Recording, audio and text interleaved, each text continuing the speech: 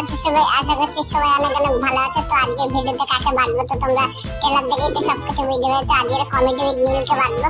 এর ভিডিওতে কিছু না থাকুক ডিজে মিউজিকটা কিন্তু থাকবে। যদি হয় কপি পেস্ট মালই হয়। এই বোকাচোদা আবার নিজেকে ব্র্যান্ড হিসেবে দাবি করে। কাঞ্চন মল্লিকা অবৈধ সন্তান ব্র্যান্ড তো কম দামের হয়। মাথায় পড়ে বসে থাক। ব্র্যান্ড খাসির দোকানে টাকা উল্টা ঝুলি দিয়ে 50 টাকার উপরে দাম যাবে না।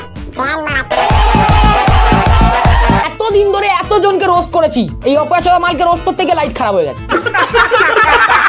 ভাই আগে আমাদের ওভারব্রিজে ভিডিও বানাতো 3-4 জনকে একসাথে নিয়ে, এখন ঘরে একা ভিডিও বানায়। তোমার কথার লজিক আছে, কিন্তু তুমি এই ব্যাপারটা বুঝতে পারলে না। 3-4 জন মিলে আর একসঙ্গে ভিডিও বানায় না কেন?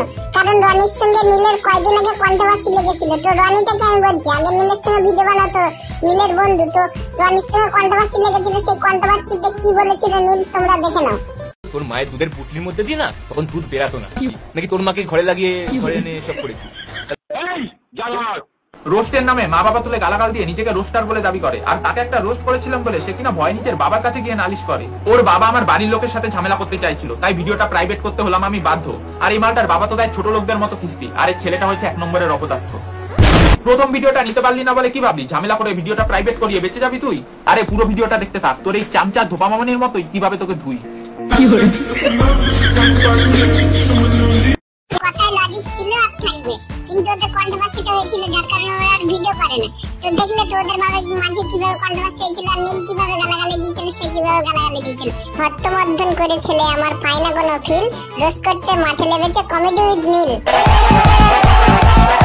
রনির মতোই ছেলেরা সিঙ্গেল হই মরে। তুই কি বিয়ে করে নিজেকে ভাবছিস ব্যান? তোর ধোবা মামুনির মতন ধুয়ে দেবো, খুলে নেবো তোর প্যান। তোমাদের কি জীবনে হাসি হোক? তাহলে তোমাদের লাগবে কমেডি উইথ নীল। তো গাইস, প্রথমে তোমরা এইসব আলবাল ছালদেরকে ফলো করে দাও, তারপরে এরা নিজেদেরকে ব্র্যান্ড হিসেবে দাবি করে। আর আজকের ভিডিওটা এই পর্যন্তই থাকলো। তো দেখা হচ্ছে নেক্সট ভিডিওতে। আর তোমরা যদি কমেন্ট করো আমরা অবশ্যই পার্ট 2টা নিয়ে আসবো। তো আজকের মতন বিদায় নিচ্ছি। প্রিয় ভিডিওটি ভালো লাগলে লাইক করে দিও, কিছু আবালদের কেটে দেবো। তোমাদের জন্য আজকের ভিডিওটা এইখানেই শেষ।